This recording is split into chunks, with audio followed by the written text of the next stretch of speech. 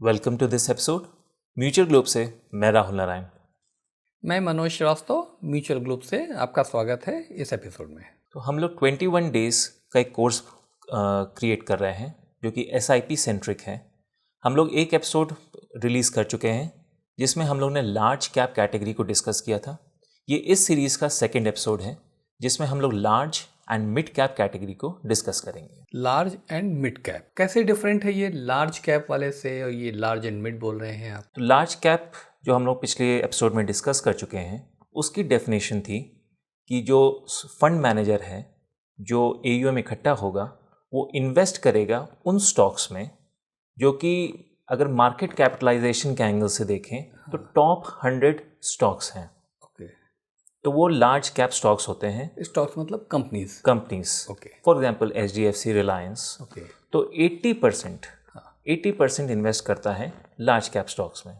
ये डेफिनेशन थी large cap category की। यानी फंड मैनेजर के पास लार्ज कैप कैटेगरी में जितना पैसा है, जिसको हम टेक्निकली AUM बोलते हैं, उसका 80% 80% मिनिमम वो इन्वेस्ट करेगा जाकर के टॉप 100 कंपनीज के शेयर्स में।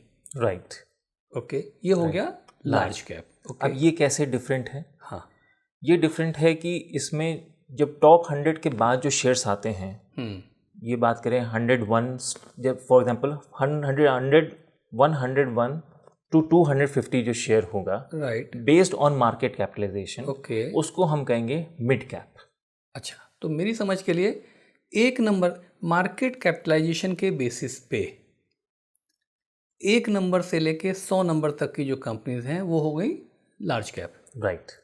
101 से लेके 250 तक की कंपनीज मार्केट कैपिटलाइजेशन के बेसिस पे जो आ रही हैं वो हो गई मिड कैप।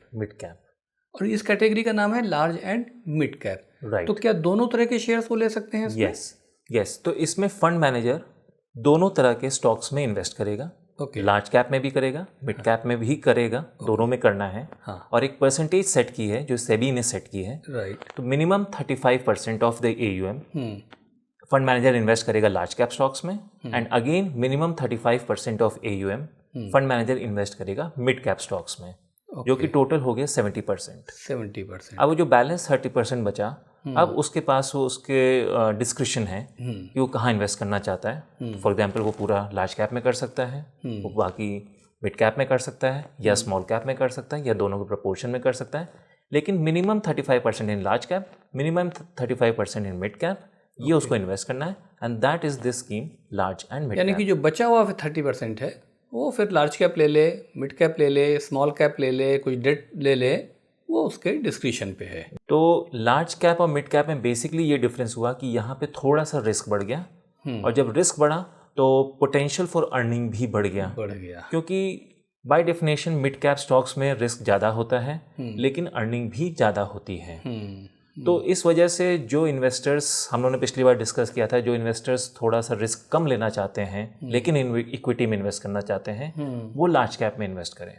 लेकिन अब मान सकते हैं कि लेट्स से कि थोड़े से सीजनड हो गए इन्वेस्टर, 1-2 साल इन्वेस्ट कर चुके हैं, थोड़ी समझ है, या वैसे भी इन जनरल इक्विटी मार्केट को समझते हैं, थोड़ा सा रिस्क ज़्यादा लेना चाहते हैं, मे बी उनके एज उनके साइड में है, तो थोड़ा सा अगर रिस्क ज़्यादा लेना चाहते हैं तो large and mid cap category बहुत अप्रोप्रिएट है। ओके, थोड़ी रिस्क बढ़ गई, यस, लेकिन रिटर्न के भी पोटेंशियल बढ़ गया। यस।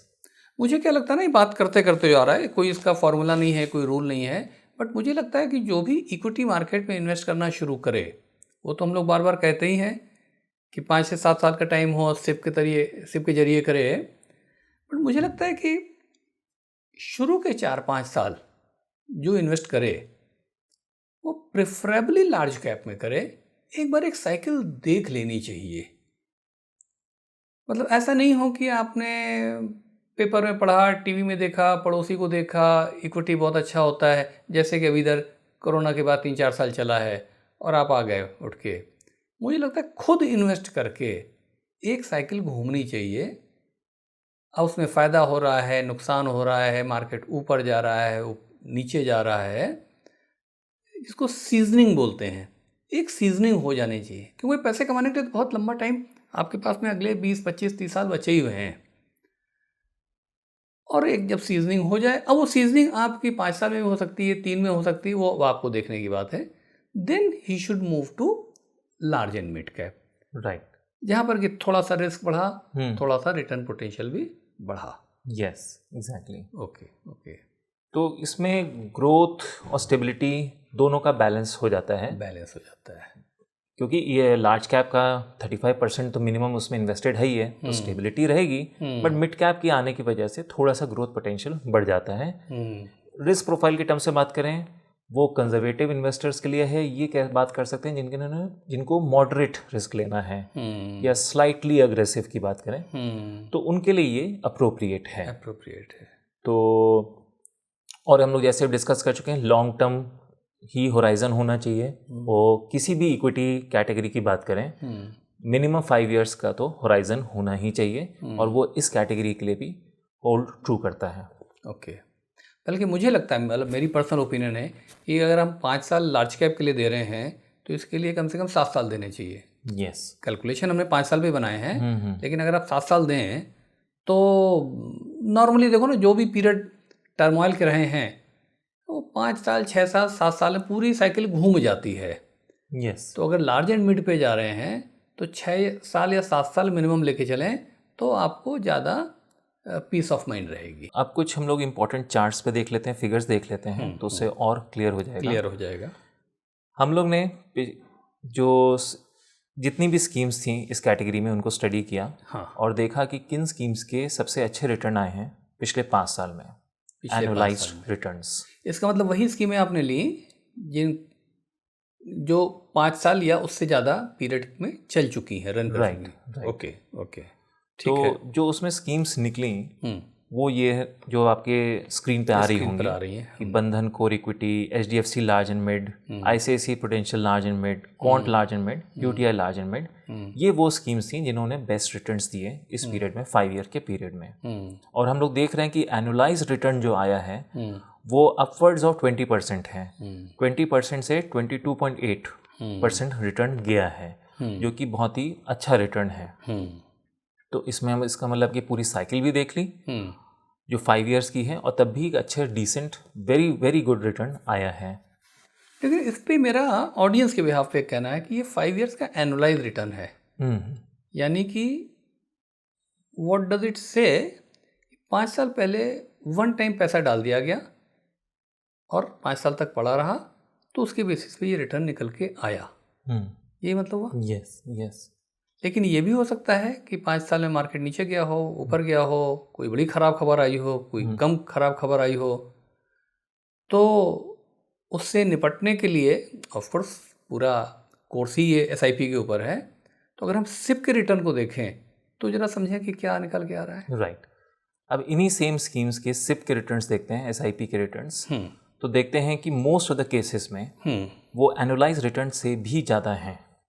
एंड अगेन यहाँ पे रीइटरेट करना होगा, SIP एक स्ट्रैटेजी है इन्वेस्ट करने की, जो एक डिसिप्लिन सिखाती है, जो कि रिस्क को कह सकते हैं रिड्यूस करती है, क्योंकि आप उसमें टाइमिंग ऑफ मार्केट ख़त्म हो जाता है, आप एक डिसिप्लिन तरीके से इन्वेस्ट करते हैं। तो इसमें पूरे पीरियड में कहीं मार्केट बढ़ा होगा, गिरा होगा, बट किसी ने डिसिप्लिन तरीके से 5 इयर्स अगर इन्वेस्ट किया SIP, उसमें SIP के थ्रू इन्वेस्ट किया, तो उसके रिटर्न्स 21.9 जो मिनिमम रिटर्न आया है इन स्कीम्स में, अपवर्ड टू 24.62% तक रिटर्न्स जनरेट हुए हैं। तो ये जो स्क्रीन दिखाई पड़ रही है इसमें केवल एक फंड को अगर हम छोड़ दें जिसमें कि एनुअलाइज से कम रिटर्न SIP में बने हैं, वो ये बहुत फ़र्क नहीं है, लेकिन हाँ फ़र्क है 1% का। बाकी में practically in all other cases SIP का रिटर्न एनुअलाइज रिटर्न से बेटर है। यस। तो इसका मतलब ये रिस्क को भी रिड्यूस कर रहा है, जो SIP का मैकेनिज्म है।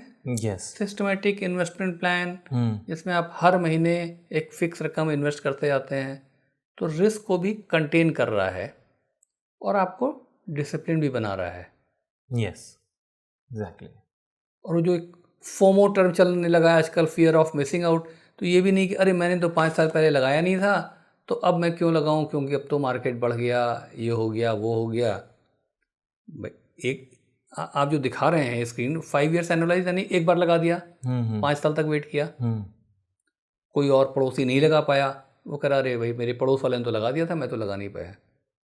लेकिन सिप वाले में तो हर महीने लगा है, तो फोमो का चक्कर भी खत्म हो गया, हर महीने लगा रहे हैं और रिटर्न भी वो एनुअलाइज से एनुअलाइज जितना या उससे बेटर ही दे रहा है। Yes yes. जबकि 5 साल में मार्केट तो बढ़ा। आप देखिए ना, 5 साल में मार्केट तो बढ़ा, उसके बावजूद रिटर्न ज़्यादा जनरेट हो गया।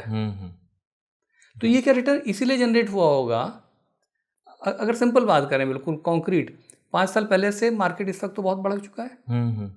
यस।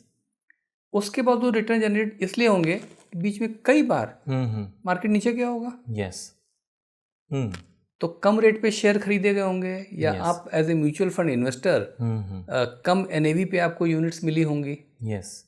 गुड, वेरी गुड, ठीक है। तो वैसे कंपेयर करते हैं हम लोग लमसम रिटर्न और एसआईपी रिटर्न, तो हम लोग देख रहे हैं कि 2 से 3% का डिफरेंस है मोस्ट ऑफ द केसेस में। एक केस में कम है थोड़ा सा एसआईपी रिटर्न, बट अगर कंपेयर करें से बंधन की बात करें तो 20% रिटर्न आया है लमसम में एनुअलाइज रिटर्न, और एसआईपी में आया है 24.62%, जो कि बहुत ही सिग्निफिकेंट डिफरेंस है।